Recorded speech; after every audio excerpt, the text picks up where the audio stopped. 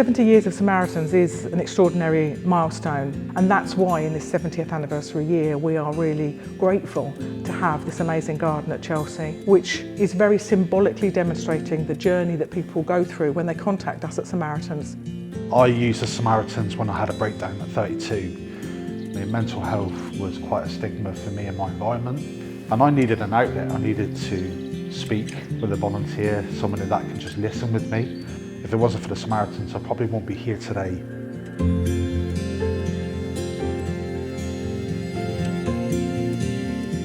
The design intention is to demonstrate through the power of plants how art therapy helps children overcome their fears for their treatment in relation to the chronic illnesses that they suffer.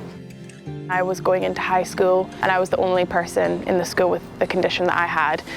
So it was very difficult to deal with it at that point. Teapot Trust allowed me to connect to other people my age with the same condition and come up with coping strategies very well.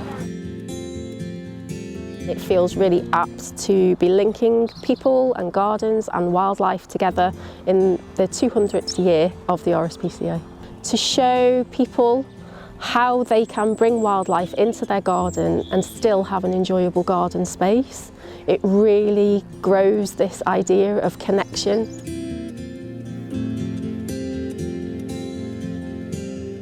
So the design is a very specific response to a patient who was diagnosed with myeloma. It's a beautiful bounty of foliage and flowers, of textures, of a hierarchy of canopies to form a delicate woodland garden.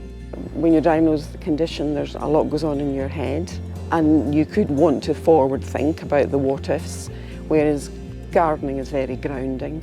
It's very much about being out in the soil, and it's about the continuity of life, isn't it? So I think it helps you just be present in the moment. So the Chelsea Flower Show is a massive opportunity, and to have that level of profile, to hear about our quest to get every child outside, giving them access to nature, I mean, there couldn't be a better platform really. I'm really thrilled to have a garden at Alec Reed because apart from just being a place where we can read and learn, it's also a place where we can grow our own food. I think it'll help people in special needs schools coming to use the garden as well as people like us that live on site, because with them it'll help with their mental health, like it'll help with my depression and my anxiety that I come over.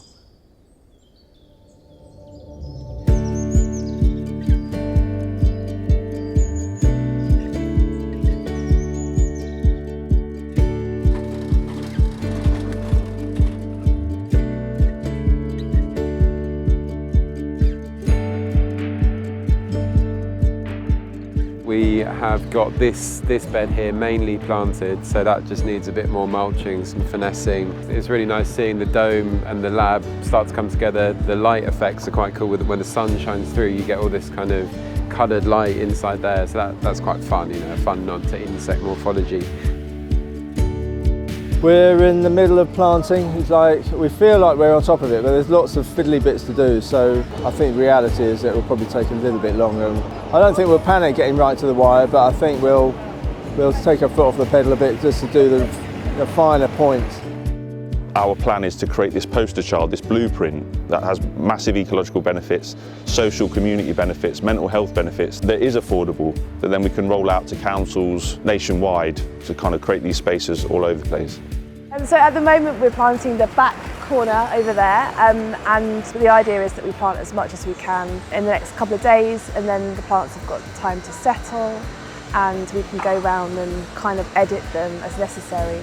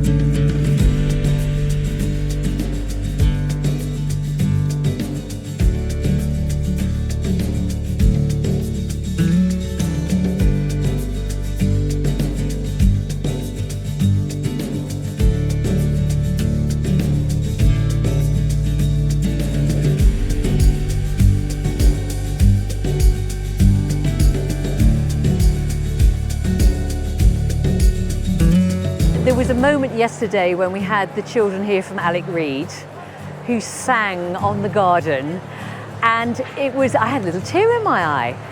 So to see them standing in front of the garden that they're going to get in a couple of weeks' time, and to hear them talk about how excited they are and how they're going to take good care of it, was very moving. Our garden's been so popular. People have been coming onto the garden telling us how serene, how peaceful it is, and that allows us to talk almost straight away about where it's going to go next week when it moves back to Tunbridge Wells, and what difference it's going to make to people who we're supporting who are struggling with their sensory processing.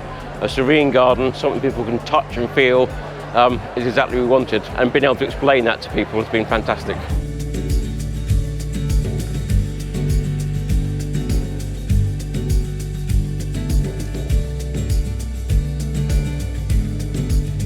It's been absolutely fantastic. There's been such a buzz, so much excitement around the garden. We've had so many people come and visit us. We've had the opportunity to talk about our therapeutic arts workshops, to talk about the work that we do. We've been able to really have great conversations.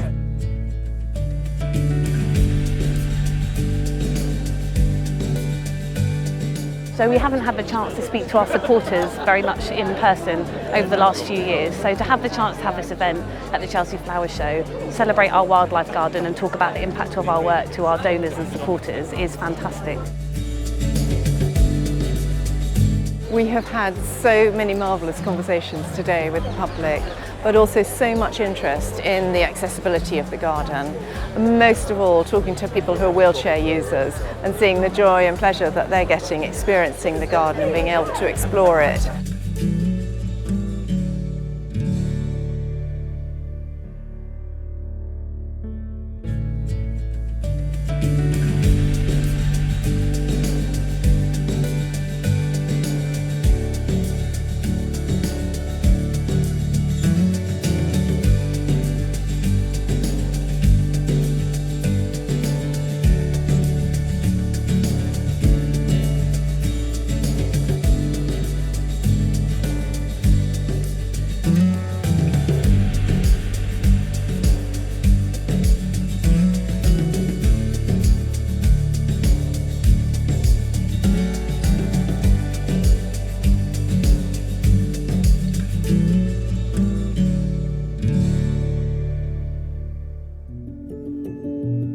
The impact of the Chelsea Flower Show for the National Brain Appeal has been amazing. We've had so much interest from so many people, particularly about the work for Red Dementia Support and PCA. We've had literally thousands of people making inquiries about the charity and our work, and lots more donations as well.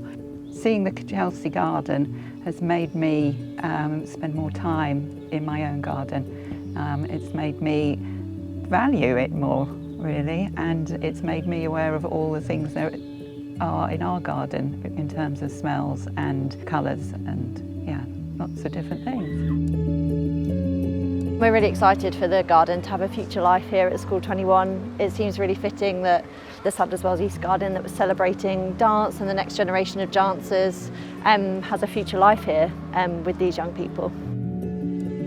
I feel really connected to the garden. Being here with all the nature, with all the green we are looking at, it feels like it represents my life.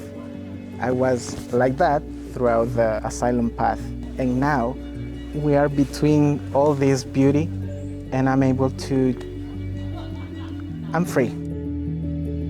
The most special part to me of having the Talitha Arts Garden at St Margaret's House is that we run some of our workshops here. We can bring them out onto the Talitha Arts Garden and they can kind of use this tranquil space as part of the workshop, but also just as somewhere to kind of find respite, restoration, have a coffee, have a tea, and just be in amongst nature in London. The garden is going to be coming back here. It's going to be in this part of the biome. So we're going to be able to showcase all of the work of FFI and to use this space and for people to be able to immerse themselves and learn all about the work that goes on there. Seeing kids run around, sit and picnic and run through the kind of little woodland walkways that we've created, and that's what it's all been about.